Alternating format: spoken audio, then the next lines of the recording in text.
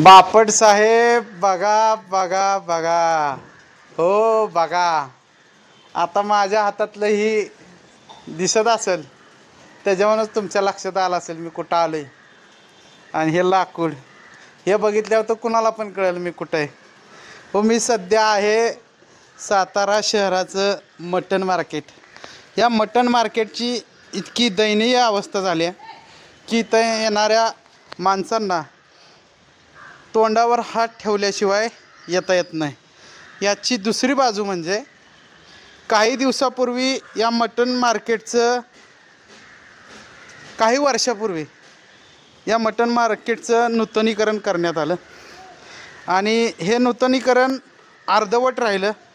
आता ते पूर्ण झालं आहे कागदावर नाही झालं आहे हे देवालाच माहीत. मात्र या ठिकाणी तुम्ही हा बोर्ड बघू शकत असाल, मटण मार्केटच्या या कामाचं फलक लावला आहे. आणि या ठिकाणी स्मिता चंद्रशेखर घोडके, माजी नगराध्यक्ष, विद्यमान नगरसेविका, पेठ शनिवार मटण मार्केटचे नूतनीकरण करणे या कामाचं भूमिपूजन करण्यात आलं होतं.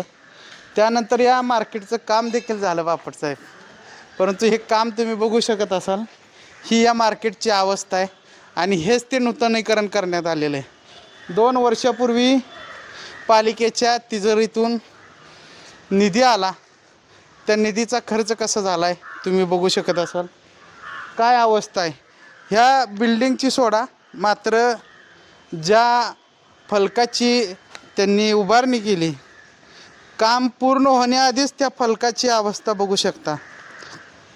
यामुळं बापटसाहेब तुम्हीच आता सांगा, साताऱ्यातील लोकांनी ऐन पावसाळ्यात मटण आणायला कुठं जायचं हाच प्रश्न माझ्या पुढं उभा राहिला आहे. कारण की जर या ठिकाणी यायचं म्हटलं तर खराब रस्ता आणि इथलं घाणीचं साम्राज्य असेल आणि ह्या पडलेले गाळे असतील. यामुळं या ठिकाणी व्यवसाय करणाऱ्यांना देखील जोखमीचं झालं आहे. यामुळं बापटसाहेब आता तुम्ही या मटण मार्केटकडं पण लक्ष द्या अशी म्हणण्याची वेळ आली आहे.